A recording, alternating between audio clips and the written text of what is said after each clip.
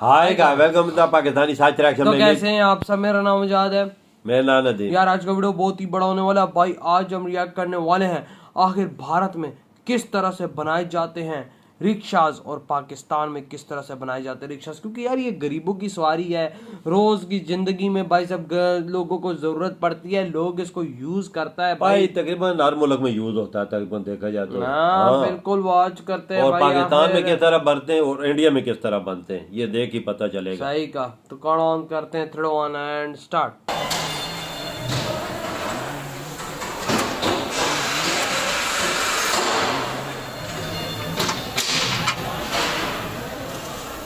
ये देखो ना भाई, हाथों से नट जोड़े हैं हाँ पाकिस्तान। ओए ये देख नट हाथ से लगा रहे।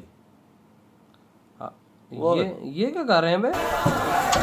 अबे हाथों से कर रहे हैं। ये देख अबे मशीन की तरह है, आराम करो। अभी तो हमारे ऑटो रिक्शे टूट जाते हैं। ये चलते हुए हलाक हो जाती है इसकी वजह से क्या? ये देख ये देखो हाथों से ही कर रही सब तो उनको थोड़ा थोड़ा टाइट कर अबे रहे। ये क्या है? हथौड़ी वाला सिस्टम देख ले। तो रक्षों को भी नहीं छोड़ा यार तुम लोगों ने। ओए रक्षों पे भी थोड़े मारे हो बगैर तो।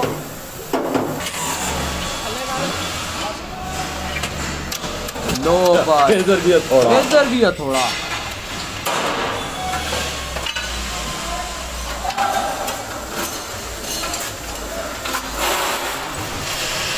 क्या काम है ये वही। साला ये थोड़ा के अलावा कोई और काम नहीं करते क्या? वो देखो वो थोड़ा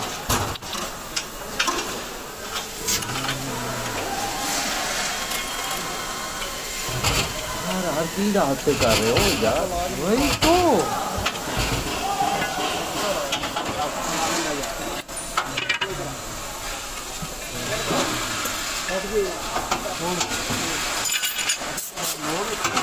इधर भी हथौड़े के अलावा इनका काम ही नहीं है कुछ। न कोई मशीन नजर आ रही है न कुछ नजर आ रहा है। अबे पाकिस्तान में मशीन क्या होती है?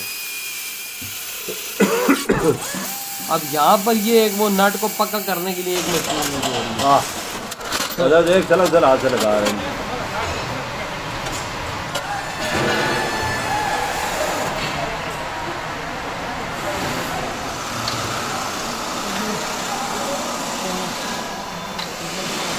इंजन में आ गया। हाँ वो से आती हो मैं तो उसके तार से वो आगे लेके जा रहे हैं। हाँ ना।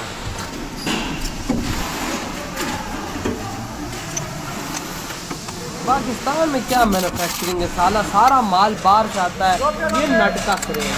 सब कुछ चाइना से। ये देख आगे लगा दिया। हर चीज भाई साहब, हर चीज कहना चाहती है, हर चीज।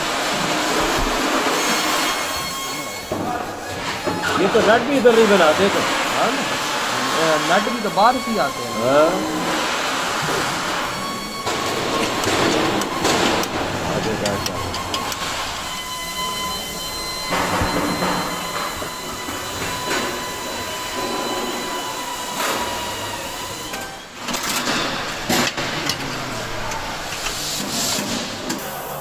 अच्छा चलिए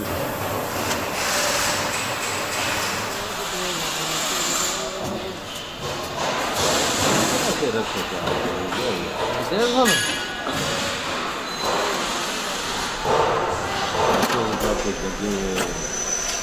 ये देखो आगे डैशबोर्ड भी हाथों से लगे हुए हैं। वाह पाकिस्तानियों, तुम्हारी बकचोदियों को सलाम।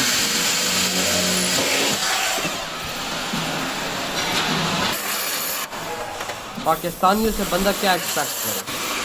हर काम निठल्ले निखट्टू चप्पल चोर के बंदे। वाकई यही बात।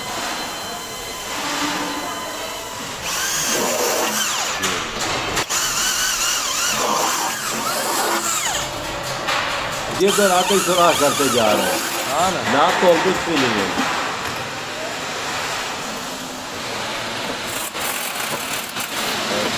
ये फिर नट निकाला है लगा दिया। बात ही ठीक है।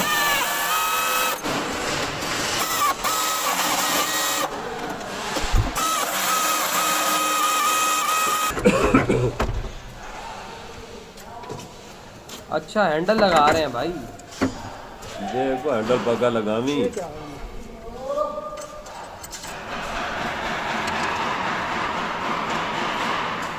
हैंडल भी थर्ड क्लास क्वालिटी का। हाँ, देख नजर आ रहा है ना। वो देखो अभी से वो कर रहा वो उसका वो हिल रही क्लच। हाँ, तो ये क्या आगे काम करेगा? वही तो।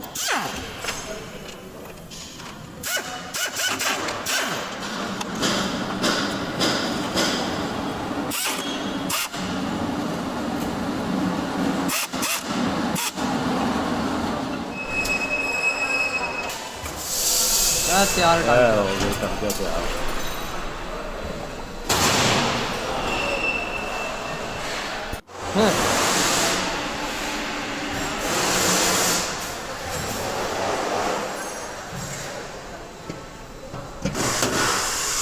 आखिर ऊपर वो जो कवर डाल रहे हैं तरपाल। ताकि बारिश ना आए ना। ये भी कैंची से काट रहे हैं भाई इसका मतलब वो बने हुए नहीं आते हैं। नहीं नहीं। ये लो थोड़ी है ये। हाँ फिर थोड़ी शुरू। थोड़ी तो इनकी जिंदगी है ना भाई। अब देखते हैं इंडिया में रंगे कैसे बनते हैं। पाकिस्तान में बकचोदी तो देखी है ना, नट्टों वाली तो और हथौड़ियों वाली। जहाँ पर मैं इस समय खड़ा हूँ वहाँ पर कभी हार्ले डेविडसन की मोटरसाइकिलें बना करती थी, लेकिन अब यहाँ पर ई रिक्शा बना करते हैं। पहले यहाँ पे हार्ले डेविडसन बनता था। मैं इस समय हरियाणा के बावल में हूँ जहाँ पर सायरा इलेक्ट्रिक ऑटो के ई रिक्शा बन रहे हैं। ये वो कंपनी है जिसने साल 2011 में अपना पहला इलेक्ट्रिक ई रिक्शा भारत के बाजार में उतार दिया था। 2014 में ये कंपनी पहली ऐसी कंपनी बन गई जिससे आईकैट सर्टिफिकेशन मिला और 2011 से लेकर 2023 तक यानी अब तक ये कंपनी 3 लाख से भी ज्यादा ई रिक्शा को देश भर में बेच चुकी है। ऐसे में आज मैं बताऊंगा कि ये जो ई रिक्शा आप देख रहे हैं जिसका नाम है मयूरी, ये कैसे बनता है, इसको बनाने में क्या क्या प्रोसीजर इस्तेमाल होते हैं, पेंटिंग कैसे होता है और इसके चेसिस कैसे बनते हैं और इसके अलावा इसको बनाने में कितना समय लगता है। तो बने रहिए हमारे साथ क्योंकि बहुत मजा आने वाला है इस पूरे वीडियो में। हम आपको बताएंगे कि देश की अर्थव्यवस्था जो कि ई रिक्शा है उसे बनाने में कितना समय लगता है। जहाँ पर मैं हूँ उसे प्रेस शॉप कहते हैं। इसको अगर आसान भाषा में समझाऊं तो ई रिक्शा के ऊपर जो आप रूफ देखते हैं ना, जो आपको पानी और धूप से बचाता है, वो चीज यहाँ पर बनती है। कैसे बनती है वो दिखाता हूँ। ये देखिए मेटल का पतला सा शीट दिया गया है। ये जो मेटल का पतला सा शीट है उसे इस हाइड्रोलिक मशीन में डाला जाता है। ये देखिए डाई है। डाई मतलब क्या है, एक सांचा है, उसमें ये पतली सी शीट डलती है। 700 टन का वजन जो है ये हाइड्रोलिक मशीन उस पर लगाती है। तो ये पतला सा शीट है उस पर इतना कस के दबाती है कि ये जो डाई है वो इस फॉर्म में बन जाता है। तो ये देखिए ये बनकर तैयार हो जाता है। अब आप समझ लीजिए ये कितना मजबूत है कि इसको जब आवाज़ से आपको पता चल गया होगा। तो ये जो चीज़ है वो इस शॉप पर बनती है और इसे कहते हैं प्रेस शॉप। प्रेस शॉप में कई और भी मशीन रहती है, जैसे ये CNC बेंडिंग मशीन है। बेंडिंग मशीन क्या करती है, ये जो चीज़ें घुमाई गई है ये देख रहे हैं वो इस मशीन में होती है। इसमें अलग अलग प्रेशर पड़ता है और इस हिसाब से मोल्ड किया जाता है। और भी यहाँ कई सारी मशीन है। बेसिकली मकसद यही है कि जो आपके रूफ होते हैं, जो साइड में होते हैं, उनको मोल्ड कैसे किया जाए या उन्हें उस सांचे में कैसे बनाया जाए, वो सारा काम यहाँ पर होता है। आगे बढ़ते हैं। ये फैब्रिकेशन वेल्डिंग शॉप है। इसको अगर आसान भाषा में समझाऊं तो जो चेसी होती है ना प्लेटफॉर्म ई रिक्शा की, उस पर जो बॉडी रखी जाती है वो यहाँ पर बनाई जाती है। देखिए यहाँ पर टायर के लिए जगह दिया गया है। ये जो पीछे पैसेंजर बैठते हैं उनके लिए, ये जो बीच में बैठते हैं उनके लिए, यहाँ पर वो लोग पैर रखते हैं। तो कुछ इस तरीके से बनाए। ये देखिए यहाँ पर मयूरी की ब्रांडिंग दी गई है और यहाँ पर लाइट्स के लिए अलग अलग जगह दी गई है। ये अंदर डब्बा रहा है जिसके सीट के नीचे कुछ भी रखना होता है, जो बैटरी वगैरह मोटर वो रहती है। यहाँ पर टायर्स के लिए जगह दिए गए हैं। ये पैर रखने के लिए जगह बनी है। ये बीच वाला बैठते हैं, ये पीछे वाला है और ये ड्राइवर के लिए दिया गया है। तो ये चीज़ें बनती कैसे ये भी समझा देता हूँ। ये अलग अलग जो मटेरियल है, ये देखिए ये पकड़ने के लिए बना गया है।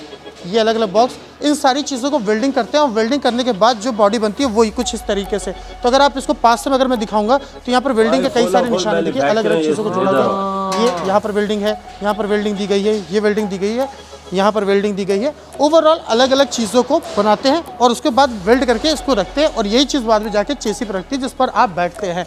तो अब इसके आगे बात क्या होता है, चलते आगे। अब हम उस जगह पर आ गए हैं जहाँ पर ई रिक्शा के अलग अलग बॉडी पार्ट्स को कलर किया जाता है। लेकिन कलर से पहले क्या क्या चीज़ की जाती है वो भी आपको बताता हूँ। और वो सारे प्रोसेस 9 स्टेप्स हैं ऊपर और वो शुरू होते हैं। दिखाता हूँ कैसे काम करते हैं।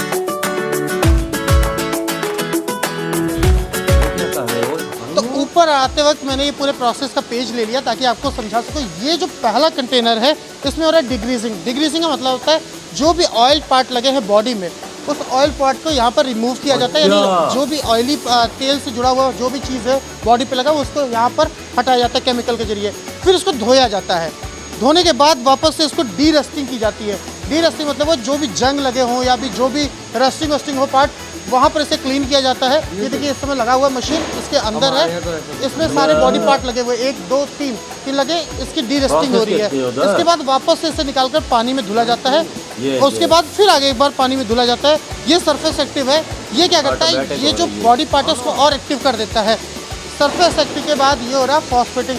फॉस्फेटिंग क्या करता है, बॉडी में पकड़ को और मजबूत कर देता है ताकि अगर जिसमें कलर हो तो कलर छोड़े ना। तो ये जो एक तरीके से है वो बॉडी में पकड़ बनाने के लिए है। उसके बाद पानी में इसको धोया जाता है। उसके बाद पैसिवेशन होता है। पैसिवेशन क्या करता है, ये बॉडी के लाइफ को आगे बढ़ाता है ताकि जब आपकी बॉडी को कलर किया जाए ये काफ़ी समय तक चले। और एट दी एंड जब ये 9 प्रोसेस पूरे खत्म हो जाते हैं तो ये देखिए सामने जो है ये ओवन है, इसमें बॉडी को गर्म करने के लिए छोड़ दिया जाता है ताकि ये जो भी पानी इसमें हो वो सूख जाए।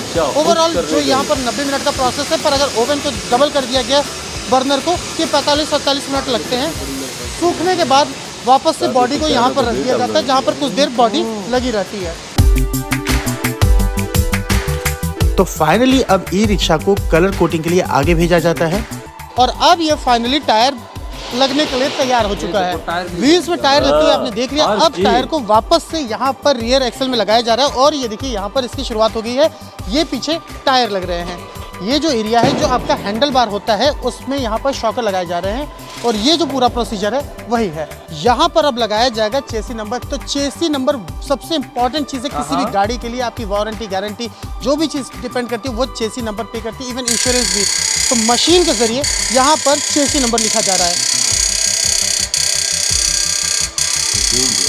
नंबर लिख रही है। फाइनली अब इसके चेसी पर नंबर लिखा गया है जो कि है चेसी नंबर। तो इसके बाद अब क्या होता है आगे चलते हैं। हाइड्रोलिक के जरिए यहाँ पर चेसी में हैंडल बार लगाए जाते हैं। ये देखिए शॉकर लग चुका है और ये चेसी में हैंडल बार लगा दिया गया है, वायरिंग कर दी गई है, मोटर लगा दिया गया है, पीछे सस्पेंशन लगा दिए गए हैं और टायर्स भी लगा दिए गए हैं। तो ऑलमोस्ट एक जो पूरा खाका है शुरुआती दौर का वो बन चुका है। आगे बढ़ते देखते हैं अब आगे क्या हो रहा है। तो ये देखिए चेसी में लगाई जा रही है सीट जो इस तरीके से लगाई जाती है। इसके बाद इसको नट बोल्ट के जरिए टाइट किए जाते हैं। तो फाइनली ये लग गया है और देख सकते हैं पीछे यहाँ पर सीट्स भी रखी हैं और ये बॉडी ये रखी है जिसे ये लगाते हैं। तो कुछ इस तरीके से इसको लगा के ये असेंबल करते हैं और असेंबल करने के बाद कैसी बन जाती है तो दिखाता हूँ। ये है यहाँ पर बॉडी लग चुकी है, चेसी पर सीट्स भी लग चुके हैं और ये दिखा दिया था मैंने हैंडल बार पहले ही लग चुका है, इंस्ट्रूमेंट पैनल भी लग चुका है। तो ऑलमोस्ट अब आपको ई रिक्शा जो है वो समझ में आने लगा होगा। इसका जो एक चेहरा है वो बनने लगा है। तो अब इसके ऊपर यहाँ पर हैंडल बार लगाया जा रहा है और कुछ इस कदर दिखता है। हैंडल बार को लगाने के बाद इस पे सारे नट बोल्ट लगाए जाते हैं और कुछ इस तरीके से फिर आपका ई रिक्शा दिखने लगता है। आगे बढ़ते हैं और दिखाते हैं आगे क्या क्या चीजें बन रही हैं। जैसे हैंडल बार होता है उसके ऊपर रूफ फ्रेम लगा दी गई है, ये पर्दा लगा दिया गया है और ये पकड़ने के लिए यहाँ पर ग्रिप दिया गया है। तो असेंबलिंग पूरी तरीके से फाइनल हो चुकी है। दूसरे स्टेज में यहाँ पर रूफ भी लग चुका है। आगे अगर बढ़े तो यहाँ पर क्या चीजें लग रही है वो भी दिखा देता हूँ आपको। ये जो बॉडी है ये ऊपर लगाई जाती है। तो अब पूरी तरीके से फाइनली बनकर तैयार हो गया है। ये भाई तो ई रिक्शा बनकर तैयार हो गया है और अब ये यहाँ पर टेस्टिंग के लिए आ रहा है। इस ई रिक्शा को यहाँ पर लगाया जाएगा और उसके बाद अलग अलग राउंड में चेक किया जाएगा कि ब्रेकिंग सही काम कर रहे हैं कि नहीं कर रहे हैं, चल कैसा रहा है। इसके बाद जितने भी इलेक्ट्रिक पार्ट्स हैं वो काम कर रहे हैं या नहीं कर रहे हैं। तो यहाँ पर देखिए टेस्टिंग शुरू हो गई है। और एक चीज़ जो यहाँ पर है ये मैं दिखाता हूँ। ये कंप्लायंस प्लेट है और ये कंट्रोलर नंबर है। कंट्रोलर नंबर यहाँ पर लगाया जाता है, दिखाता हूँ आपको। कंट्रोलर में इसमें ये प्लेट लगाई जाती है, इसमें लिखा जाता है वोल्ट कितना है, पावर कितना है, ये सारी चीज़ें यहाँ पर लगाई जाती हैं। इसके अलावा जो एक मेन चीज़ है वो है ये कंप्लायंस प्लेट। ये कंप्लायंस प्लेट में क्या क्या चीज़ें देखी जाती है, chassis number, motor number, colour और इसके बाद कंपनी अपना नंबर लगाती है और ये चीज़ यहाँ पर लगाई जाती है। यानी इसी से आपका आरटीओ में रजिस्ट्रेशन होता है। ये नहीं है तो फिर इस ई रिक्शा को लेकर आप चला नहीं सकते। तो फाइनली ई रिक्शा बन चुका है। इधर हुई है वीडियो खत्म भाई साहब। भारत का सिस्टम देखो और पाकिस्तान का देखो, जमीन आसमान का फर्क। इधर पाकिस्तान में आज भी असेंबली करके हथौड़ों से सेटिंग कर रहे हैं। और यार मैंने देखा है हाथ से नट कस रहे हैं और थोड़ी से उधर ठोक रहे हैं। भाई मैंने आज तक, वाकई में आपकी बात सही, मैंने आज तक इंडिया में अभी जो ये रक्षा बन रहे थे उसके अंदर मैंने किसी को थोड़ी इस्तेमाल करते हुए नहीं देखा। प्रॉपर मशीनें इस्तेमाल हो रही हैं। अरे भाई साहब जो रक्षे का फ्रेम है वो तक वहां पे मशीन बना रही है। ओ यार फैक्ट्री कितनी बड़ी है वो यार। इंजन उधर बन रहे हैं, है भी मजे की बात है, इलेक्ट्रिक है। वही ना भाई, यहाँ पे पहले हार्ली डेविडसन बनता था। देख ले। और आज यहाँ पर भारत का इलेक्ट्रिक रिक्शा आज तक ये तकरीबन 3-4 लाख रिक्शे बेच चुके हैं। अंदाजा लगा 2014 में भारत के इलेक्ट्रिक रिक्शे आए हैं और पाकिस्तान में इस टाइम इलेक्ट्रिक रिक्शा का नाम ही नहीं है। इलेक्ट्रिक रिक्शा ये तो 10 साल और नहीं बना सकते। तो देखो ना अभी जो हथौड़ों से मोटर रक्षा बना रहे हैं, ना कोई टेस्टिंग ना कुछ और, छत पे सिर्फ कपड़ा लगाते हैं कि बारिश थोड़ी बहुत हो तो बच जाए, अदरवाइज तेज बारिश होती है बंदा भीग जाता है। देखा है जो छत वाला सिस्टम है वो भी लोहे का। वो लोहे का, वो कैसे डाइयां से उनको टाइट करती हूँ फिर अलग-अलग रख के भाई साहब उधर तो भाई साहब 9 किस्म के सिर्फ पानी के वाले प्रोसेस है जिसमें से भाई वो